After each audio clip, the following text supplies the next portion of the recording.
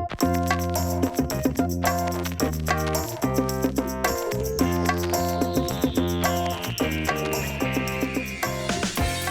to the Glitterboon Girls. Hit the something da da da. Welcome to the Glitterboon Girls show. We are talking about Saturday morning cartoons, in case you couldn't tell. Yeah! We are authors, Robbie-Ann McPherson, that's me on the East Coast. And Amy Asbury, that's me on the West Coast. And we are just two old friends who love talking junk about pop culture, and we love and revere pop culture nostalgia. That's our thing. So today we are delving into Saturday morning. Think about it. If you're like me, you're a child of the 70s. If you're like Amy, you're a child of the 80s. So you wake up Saturday morning, your parents aren't up yet. Exactly. And you got your jammies on, and you go into the living room, and you don't have a remote, so you actually turn the dial and put the TV on. You get on your beanbag, in my case. Yeah, in my case, it was a gold velour type couch. I had one of those too. We had a gold velour couch. That's with funny. A dark brown rug. And I would... I know what my lineup was, but let's start with you, Aim. So you get up. Now, do you make cereal for yourself, or do you watch cartoons and then make cereal? Like, what was your morning routine on a Saturday? I think I got up, it was pitch black out, and before, the typical spot would be 8 o'clock to 12 o'clock or something like that, where we were. But before that would be some kind of religious programming, so I'd watch like Davy and Goliath, There was always some kind of... I love Davy and Goliath. I loved it too, but there was other shows on at 6 a.m., 7 a.m., and I think they sold a lot of advertising spots because they thought, okay, here's the kids are going to watch at this time, starting, it's probably the 60s to the 80s. This was a thing for all of us. At 8 is when the real lineup, 7:30 or 8. When I was a little kid, it was Terry Toons, with like Heckle and Jekyll and Mighty Mouse. It was Woody Woodpecker, that sort of thing, and Merry Melodies and Looney Tunes. They were kind of, I would say, cartoons that were for grown-ups in movie theaters prior to when I was a kid. They kind of reran all those old 40s cartoons. Right. But then there was a ton of Hanna-Barbera when I was a little kid, which was things that used to be run in primetime in the 60s, like the Flintstones, the Jetsons, Top Cat, and also old Alvin and the Chipmunks. So they were all kind of things that were already out. But when I hit about third grade is when all the fairy tale lineup kind of came out. It was the Smurfs. It was the Snorks, things that were mystical and fantastical and not based on families like the Flintstones. So there was so many different lineups. And I do recall in the 70s there was a ton of animated versions of popular primetime series like The Brady Kids, Happy Days, Laverne and Shirley. They were all cartoons. It was even Mork and Mindy, and there was like Laverne and Shirley in the army. You were like, wait, what? And there was a lot of storylines that wouldn't be feasible in the real show, like they went to space or like, just like crazy things like that.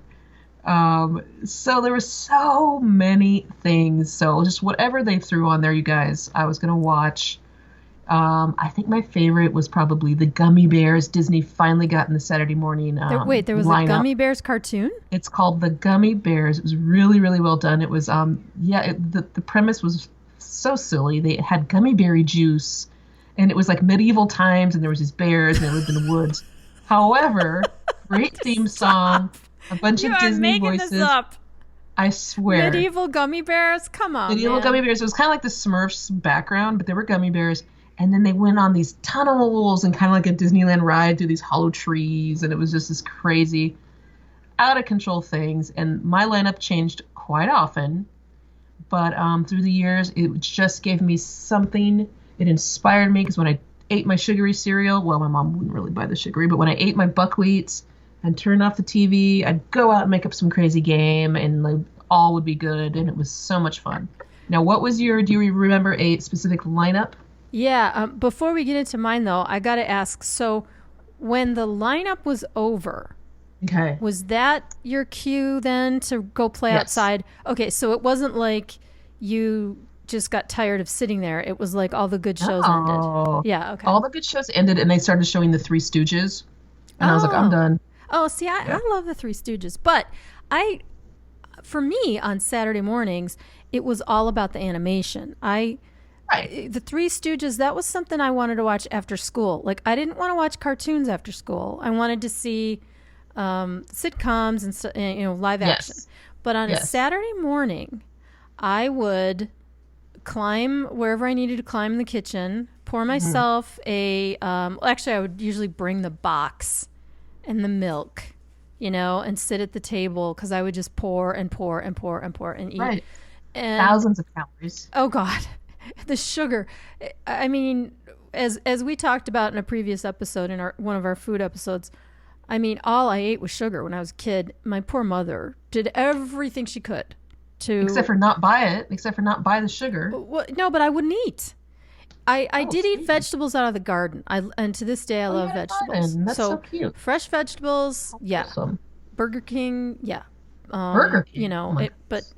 It was just, I refused to eat buckwheats or grape nuts or any of those bear shit, twigs and rock cereal. Yeah. So anyway, so I would wake up, and as a little kid, on weekend mornings, I would get up probably around 7, go and set up my cereal and everything, and put the TV on. And my lineup started with the Hudson Brothers. What in the world is that? That was... Hudson Brothers, that must have been... That was Mark, Bill, and Todd Hudson? I should have looked this up. Anyway, there were 3 brothers, and they had this Saturday morning cartoon show, and they had like a band, and they sang, and played guitar, and so of course that I was all about that. And Mark Hudson later married Goldie Hawn.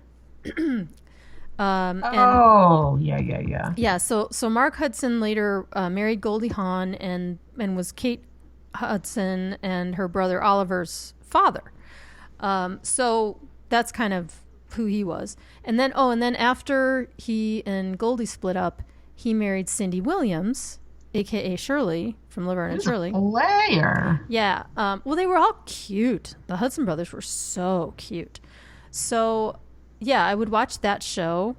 And then the Pink Panther came on. I loved the Pink Panther. And for many, many years, I thought that the voice of the anteater, which was like when the anteater cartoons came up, if the episode came up, it was rare. It was like... Wait, so was he an aardvark? Is that an anteater? Yeah, an aardvark is an anteater. So he was like he had like a blue t-shirt and blue arms and blue right, with the outfit. the long snout. Right. Yes. So I thought it was Jackie Mason, but it was not. It was John Byner, who was another very, very famous 1970s comedian, and he was on all kinds of shows, like every variety show, and he was a real big star back then. But the anteater had this way. His phrase was always "You stupid ant," and he would just say that. That's why kids would call each other that. Some of these things I called my sister, I'm like, where did I pick that up from? Stupid head is one of the things I called her. No, a stupid ant. Stupid ant. Yeah, he was yelling at the stupid ant. He would just go, "You stupid ant." So that was hilarious. And there was like one episode, I think, where the Pink Panther actually spoke. What did he say? He never spoke. He said something, and he had this English accent, and it was something like, "Well, that was unusual." Or, it was some like. Tom spoke once. Oh, you're kidding! Really? Tom spoke once on Tom and Jerry, and Tom and Jerry, were they kind of like the after-school ones? They were all on it all the time. Yeah, Tom and Jerry were constantly in syndication. Tom yelled every once in a while, like if he got hurt, you'd hear like this man yell. He'd be like, "Ah!" Like, and it was cut from the very beginning and the very end, so it was just the center of the yell. It was a pretty great yell. So it was like, "Ah!" Total man voices. Like if he got really hurt, which, I mean... Pianos were dropping on his head. So many things were happening, but sometimes it would be too much. And one time a house blew up, or Jerry blew up the house, and he said some kind of a funny pop culture thing from that moment. He popped his head up from the rubble and he said, "And don't you forget it," or some kind of silly thing. But yeah, Tom spoke once. Yeah, and it was like a big deal. But after the Pink Panther, then came Bugs Bunny, and it was the Bugs Bunny Roadrunner hour. So Yes. they had all the Merry Melodies cartoons, and they had the Bugs Bunny Elmer Fudd. They had the Roadrunner and the Coyote, What was your favorite? and then Yosemite Sam. I just loved Bugs Bunny. I thought those cartoons were. I still to this day like the one with the big red monster. Where Bugs Bunny goes and yes. it's like a haunted castle, and there's this this poor this bat flying around, and he's a vampire, and there's a big red monster, and Bugs Bunny sits down and starts doing his nails and his hair like he's a beautician, and the monster the monster's just like, oh, okay, the animation's so funny, the faces are so funny, and Mel Blanc, who did like everybody's voice, Right. Just crazy. And of course they like you mentioned earlier, these were actually cartoons that were shown before movies in movie theaters, kind of between features they would have these, and that's why you see that a lot of them are kind of adult, like Tom's getting wasted or Tom's hungover, right, or the themes are a little more adult. Because they were for adults. I mean the Bugs Bunny ones obviously not aimed at small children the way that, say, the Smurfs is or something, right? Yeah, because the whole rifle to the head and Daffy Duck's beak kind of spinning around his head. Actually, I thought that was really funny when I was a kid. But anyway, yeah. Well, you're right. I understand now. I totally get why parents want to monitor and censor things that their little children see. I totally get that. But I will say that even as a tiny, tiny child, I understood that this was a cartoon. Yes. And that this was not real life. I don't know why I understood that. I don't remember my parents ever talking to me about it or anything. But I never, ever looked at these things like it was something I wanted to try. Or to me, it was like, no, this is a cartoon. Like people can fly and they can do all things that nobody can do in real life. So I don't think I was scarred by them, but no. I can see now, especially with all the sensitivities today, that when they do show them now, they censor the heck out of them. Like you can watch them now and you'll never see the hammer hit the guy in the head. You just, they cut to the next scene or something, but I'll sit there and be like, oh no, I remember that one. Like, yeah, and I think that we got really lucky because it was 1996 where they fully started regulating the cartoons, and it was in 1996 when they required all broadcast networks to air educational and informational kids programs for at least 3 hours a week. It was called EI. And that's when they started using their money for that. And that was kind of the decline and the downfall of the Saturday morning cartoons. And of course, also, as we know, the rise of cable channels and Cartoon Network and Boomerang playing them 24/7 made it to where, again, my Crunchberry theory wasn't as special on Saturday mornings because you could watch it all the time. Right. But also Nickelodeon shot ahead of everybody in Saturday morning viewership ratings because they started doing all children's programming, and that was one of the first cable channels to where it started taking away from that Saturday morning viewership. And I think I did read somewhere that another reason it was so popular with advertising and advertisers and money for the networks is because they could use one guy to voice so many characters. Right. And it was pretty inexpensive to animate some of these things. Sure. They could come up with all this content, not have to hire a ton of actors for it, and then sell that ad space for toys and cereal and whatnot. And it was very successful for the big three networks especially. Oh gosh, yeah. And being as ancient as I am, I remember so clearly when you only had 3 networks to choose from, and then PBS, And here in Buffalo, when I grew up, it was Channel 29, which was sort of the, like nowadays it'd be the Fox, or, sort of not a network, but a station. And Channel 29 showed a lot of reruns, and the networks, though, they were the ones you always tuned into for premium programming. And this whole Saturday morning thing, after Bugs Bunny, I would watch the Superfriends. Of course. And early, I think I was probably 6 maybe, or 7, it was the Krofft Supershow. The Krofft Supershow. That was fun. That was fun. Yeah, with Michael Lembeck leading a group of like, it was sort of like Godspell.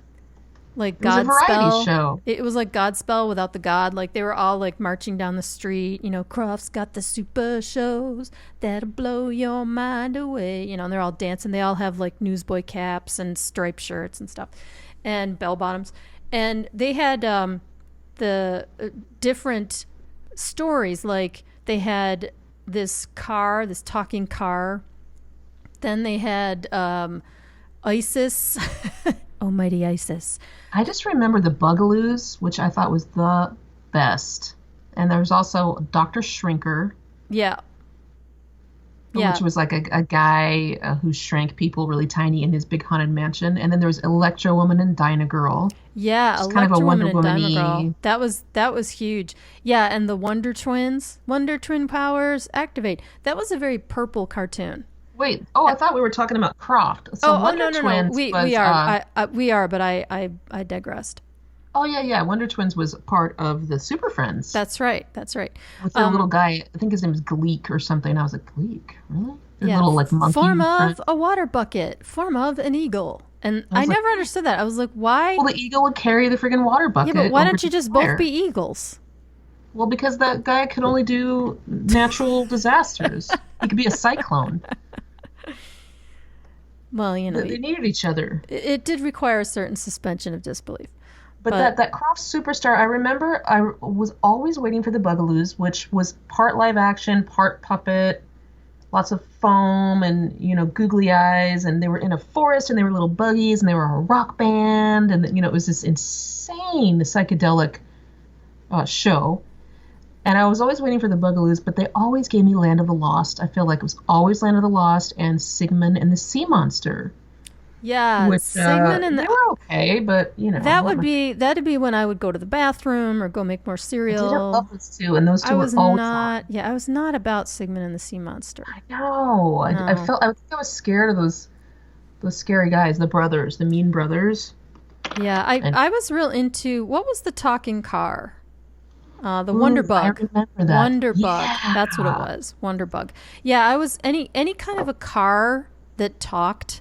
I was really into. Like, I was really into Herbie the Love Bug when those movies came out and stuff. So and the Night yeah, not so much. Because I had gotten a little older by then, and by then I was all into the Bee Gees. But for the Krofft Supershow, if people don't remember, it was like a variety show kind of, except it had all these pre-recorded story snippets and stuff. And don't forget the Bay City Rollers were on there, who doing some skits and musical numbers now and then. Yeah, the Bay City Rollers, whenever they turned up, anywhere they turned up, I turned up. Because I was 7 years old when my dad took me to see them here in Buffalo at Klein Hands Music Hall. We were in the very last row, and I couldn't believe I was in the same room as Eric. Yeah, I think he was a guitar player, not the bass player. I think he was a guitar player. Funny. I was so in love with them. And of course, my last name, I'm Scottish. They were the living end to me. I mean, they were it. So I remember them doing appearances on stuff, and they would usually, because they're not like actors, they would just sort of show up. And it was like, oh, the Bay City Rollers. And they're all standing there with their flood pants with the plaid cuffs and, and the crazy hair. I love it. And it would just be some excuse, like, oh, gee, what are you guys doing here? Oh, I don't know. And they're holding guitars and drumsticks, and they're like, oh, well, let's do a song. And then they just sell their song to one more audience. Like, I still love, they have a whole bunch of songs that I still love, like Saturday Night and I Only Want to Be With You and Money, Money. How can you not? They were so my childhood. Like, holy They were part of the dreaminess of Saturday morning while you were eating your cereal. What was your favorite cereal to eat while you watched these cartoons and shows? I loved Blueberry.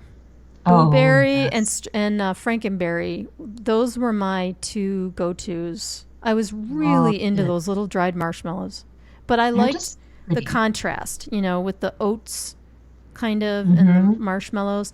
And I want to tell you, as a follow-up to our previous food episode, I recently was in the supermarket and I picked up a container of Strawberry Quick. Did you really? After that issue you had? Well, Didn't you get a crazy migraine? Your first migraine? Yeah, it was my first migraine. You guys can check that out. I think it's episode 5, 5. So I decided to just check and see, okay, what's in Strawberry Quick today? Yes. Because back in the day, they would just say like artificial flavors. It was like, yes. what? So check this out. They don't even have artificial dye. They color it now with beet juice, and it's real sugar. They took out like the corn syrup and stuff. Like Strawberry Quick is woke now. Like, they're woke. So I bought the shit. Okay, so No, you didn't. And I made I've had 2 glasses so far. One was with Now I could send you that magnet I bought you. Yes, one was with lactose-free milk. Wow. And the other was with almond milk. Wow. I'm like, oh my God, I've changed. But it was so great. Like, I was like, oh my God, I miss this stuff. It tastes so good. It's just a big sugar bomb, but it was fantastic. It's still fun. Yeah. So anyway, that was a total sidebar. But I love it, though. back to Saturday mornings. Yeah, so the Superfriends, though, I want to get into the Superfriends for a second, because the Superfriends rotated their stories, right? So you never knew. It was like Sigmund and the Sea Monster. Like, you never knew what you were going to get. So if it was Aquaman, I would go get more cereal or go to the bathroom or go change out of my pajamas or wake my mom up or whatever. Over Aquaman, because after that we'd go play with kids and stuff, and nobody wanted to be Aquaman. So that was always a fight. Like, the guys were like, I want to be Superman. And the girls are like, Wonder Woman, Yeah. And then we'd have to make arrangements, like, and say, okay, you be Aquaman this time, I'll be Aquaman next time, that kind of thing. Yeah, we just eliminated Aquaman. Like, we eliminated him as a super friend. So why did we not like him? I don't know. I mean, what was his superpower? Like, he just swam, right? Maybe it's because Superman could fly and that was just so cool. Well, they all had, like, Wonder Woman, Superman, Batman. Wait, Batman was not in there. Yeah, Batman was in there. He was a super friend. No, I don't think he was. He was not a super friend. How could he not be a super friend? Because one was Marvel and one was DC. Let's see. Maybe I'm wrong. Let's find out. Yeah, but wasn't this before they split off? Oh, maybe. Super Friends. Yeah. Look at us dueling Wikipedias. All right, I'm looking. There's Batman and there's Robin. Boom, Robbie's correct. I ain't no fool. I know what I watched. Wow, Aquaman was buff. Oh, I see why we wanted to be Superman, because he was in the very front and he was the buffest. Wait, who are those 2 kids on the side? Those are the Wonder Twins. Oh, before, like, out of their costume? Yeah. Who's the gray dog? That's Gleek. He wasn't a dog. He was a little freaking monkey or something. No, that's a dog. I'm looking at a dog. This is a gray dog. You're looking at a gray dog. Okay, I'm looking at the Super Friends and their little guy. Oh, he's definitely a monkey. Okay, wait. Let's get into the text here. Okay. So, all right, look up the Super Friends and you'll see that they have this funky little sidekick. And he is wearing like a hateful yellow outfit, and he has his own cape, and he looks like kind of a serial character, actually. Okay, wait. Characters. Okay, the core group of 5 heroes made up the Superfriends. This was the Justice League of America, okay? And this is official, undisputed information from Wikipedia. Gleek is his name. He is a monkey. Go on. Okay, Aquaman, Batman, Yes. Robin, Superman, and Wonder Woman. That is the core group of the Justice League of America. Now, wait a minute. So, additional Justice League members included. Oh. So they added some people, okay? Ooh. So the Atom, like Atom, Atom. What? Who I remember the Atom, but I don't remember any stories. What did he look like? I don't know. Well, wait. Let me click on the link here. Adam.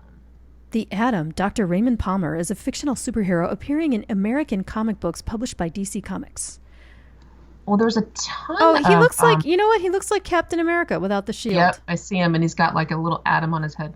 All right. Yeah, I must have gone to get cereal because I don't remember any Atom. Something called Firestorm, but that was 84 to 85, and by then I was no longer watching the Superfriends. The Flash, okay, Green Lantern, okay. Yeah. Hawkgirl and Hawkman. So that must be who those 2 little kids were, not the Wonder Twins. Oh, Wonder Twins. Okay. But the dog. Well, who's the dog? I don't know, but look up Gleek. Gleek. Wait, Cyborg. Rima the Jungle Girl. Who the hell is that? Okay, and then Justice League members that were created for the cartoon.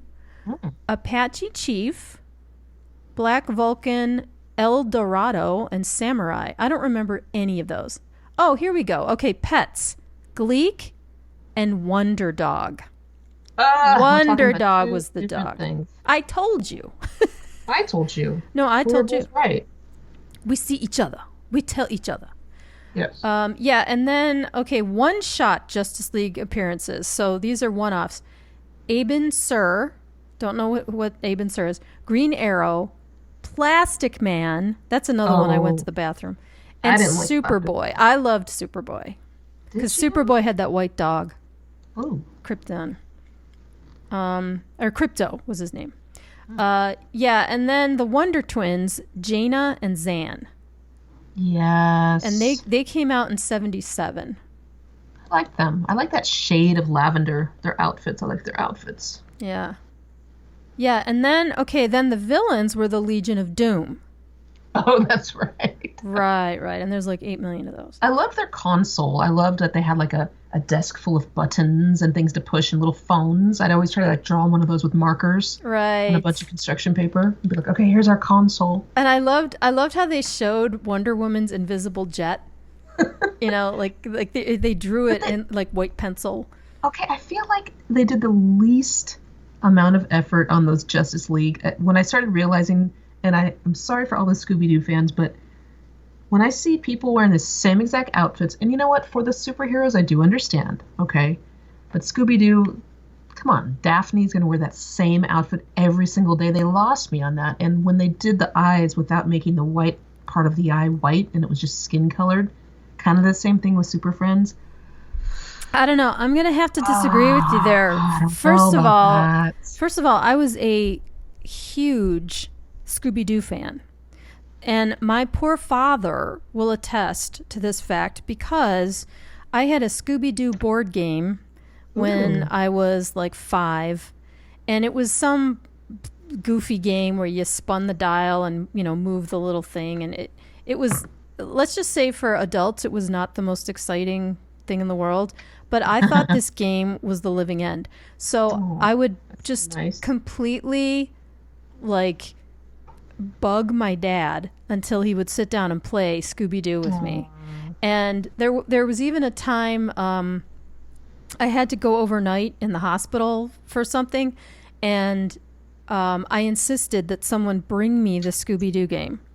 So Dad had to sit there at night in the hospital with me while we played Scooby-Doo. That's so sweet. Yeah, like, you know what? I should find that like on eBay or I something know, because that's so sweet. it was it It I brought you was so in joy. love with that game. Yeah. So I loved Scooby-Doo and I did not take issue with the lack of wardrobe choices for the characters because it was a cartoon. So it's I like, don't know why it bugged me that. I know but you're like right. Little Orphan Annie, she wore the same thing. Charlie Brown, when did we ever see him out of that And shirt? I didn't like them really Right? either. I needed to see more color, and I think it's because in the 80s they did have more of a changing scenery in the background instead of the same thing going by. And then I saw the juxtaposition, whatever that word is. Juxtaposition. I saw the difference between the two, and I went, oh, and I couldn't unsee it. So it just it bugged me, you guys, and I don't know why. It just did, and I thought they were iconic. I they thought were. They still were. like I can't picture Danger Prone Daphne in anything but the purple dress and tights and those weird little shoes. Like and Thelma, although I was never really sure what Thelma's deal was. Was that like a big sweater and a wool skirt? You know, Yes, it's a turtleneck.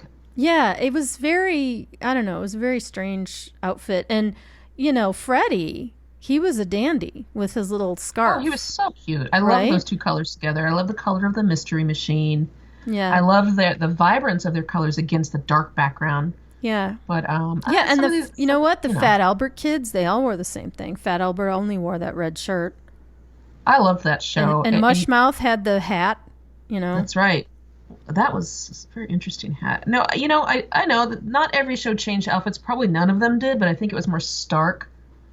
The eyes weren't fully drawn. It really bugged me. Mm-hmm. But in the 80s, they came out with, because of the rise of the arcade games, they did cartoons on Pac-Man, Frogger, Cubert, Donkey Kong, and they gave them all these backgrounds. Right. Were you, And now, it were was you just so into those though? colorful. I Were wasn't you? into the games, but I knew what they were because they were just every kid at school was talking about them. And they kind of made like them 50s characters. They just created some random stories on these that made no sense. Like Hubert was like at a 50s diner wearing a leather jacket or something. It was really ridiculous. And Frogger, they had these whole backstories. And Pac-Man had a family, you know. But they were just really colorful, and they weren't so well animated. But I preferred those where they weren't reusing scenery and they put a little more color into them. But yeah, we had a bigger pool to choose from as the years went on, especially in the mid '80s when people realized, oh, wait a second, the Sears catalog, all the toys, there was kind of a boom in, I think the advertisers realizing that it was a group to try and target. Right. It worked. Like the idea of that few hours of kids programming and, you know, shoving in front of their faces. It certainly worked for me. Every single Didn't it? Barbie and the accessories for the Bionic Woman and Ooh, what were her accessories? a lot of board games and things like that. The Bionic Woman had an extraordinary ancillary group of stuff that you could get. First of all, she had an inflatable house. Like it was like a dome. And my friend Karen, shout out Karen, she had this dome. And I coveted that thing like it was the Hope Diamond because for some reason my parents never bought me one, and it was like all I ever wanted out of life was this friggin' Bionic Woman dome. And then she had they called it like a beauty parlor, but it was like a repair station. And if you guys all remember the Bionic Woman doll, you could roll up the skin on her arm, and then there's her bionic cell like under the skin, and you could plug that in to this board for quote unquote repairs. And you could stick a thing in her ear because remember she had the hearing, right? Like she could hear super hearing. So there was that. Then there was an apartment. Remember her apartment that was like above the garage at Steve course. Austin's parents' house. So there was an apartment. There were also 2 Bionic Woman dolls. There was the original, which came with the red, white, and blue outfit, the blue pants, and the like Adidas sneakers. And then there was a second one where she had on this kind of fashiony blue jumpsuit, and she had a red bag, and she was a little more Barbie-ish, like not so sporty. A little more glam. Yeah, and so for each of those dolls, you could get 81 million different outfits. But the interesting thing about the Bionic Woman was she had flat feet. She didn't have the bent feet like a Barbie. Ooh. Okay, so when they put her in a dress, they had to put her in these flat sandals that came with a platform. Because, you can't bend her feet like Barbie's feet with the high heel shoes. Yes. Yeah, so there were a ton of... And then I think there was a car, I think, and I don't know. I mean, you know how these Kenner toys... And you saw all of these during cartoons. You saw all of these products. You were like, wait a second. Yeah. I don't have to wait for the Sears Wish book? No, I clearly remember, like vividly, being 8 years old, watching Saturday morning cartoons and seeing the advertisement for the Barbie bubble bath. And ooh, that was cool. You could push a button. Yeah, and it was like more bubbles. And you put dish soap in there and stuff. I wanted this thing so bad. Like I couldn't even, I was dying for this thing. And I remember watching these ads and like they knew what they were doing, like it was like, hey kid, It was like someone in a van. I cried over that Barbie styling head. I literally cried. Oh yeah, me too. Just the shoulders with the tray. That was another one. And I didn't get the Barbie one. I got like an off-brand one. Yeah. But Karen got the Barbie one. Yeah, Karen had real cool toys. So I had the Golden Dream Barbie one, and it had gold wire in with the hair, so when you curled it, it stayed. Oh, wow. I can't get over how cool that was, yes. Now, how much did you destroy your Barbies? Did you cut their hair and draw makeup on them and stuff? Hair, well, the ones I loved dearly, which was my Pink and Pretty Barbie, 1981, and my Golden Dream Barbie, 1980. I couldn't destroy them. I still have them. I still love them. They were too beautiful.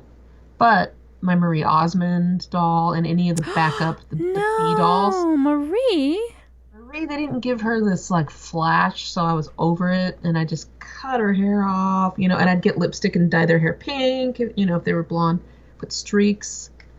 I didn't really destroy my Barbies, just my Marie Osmond, because there needed to be a villain, and the villain was brunette. Yeah, the villains were always brunette. I actually have a really important Bionic Woman doll story. Oh, I need to hear this. Yeah, this is really deep. Okay. Sorry, my cat McLickens he's really wants me to get up and feed him. So I was 8, I think, and I had a Bionic Woman doll, and my dad was starting his own business at the time. Oh. So he was not around a whole lot. And and like some father-daughters, the relationship is clear and easy to suss out, and others it's not so clear. And for a while my dad's and mine were not so clear because I was like this artistic sensitive kid, and dad is like he was an athlete in high school and he was in the army, and so I think dad, he didn't quite figure me out yet. And me being sensitive, I don't know, I was always like, does daddy love me? Like I didn't really understand, right?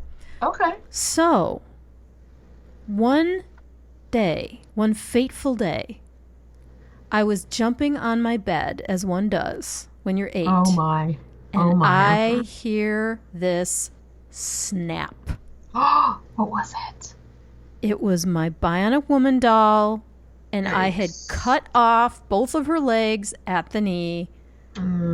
She was in my bedclothes, and I didn't know it, and I jumped, and it was just like, bam, snap, and they were gone.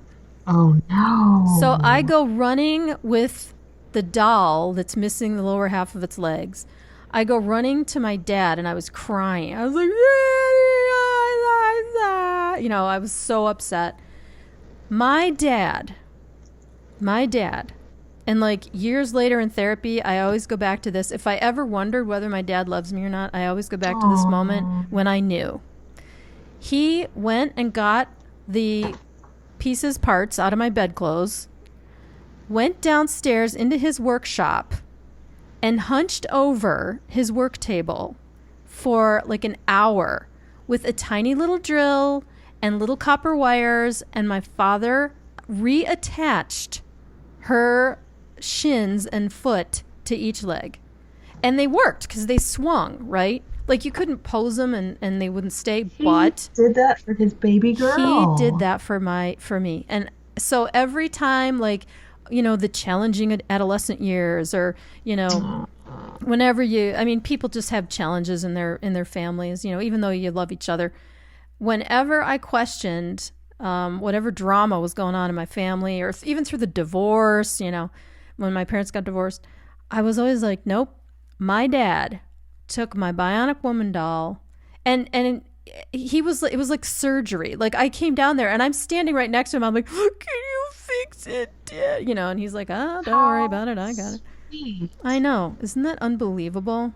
Shout out, Daddy. I love you. I love you, Daddy. That is so kind. I know. That's my big story.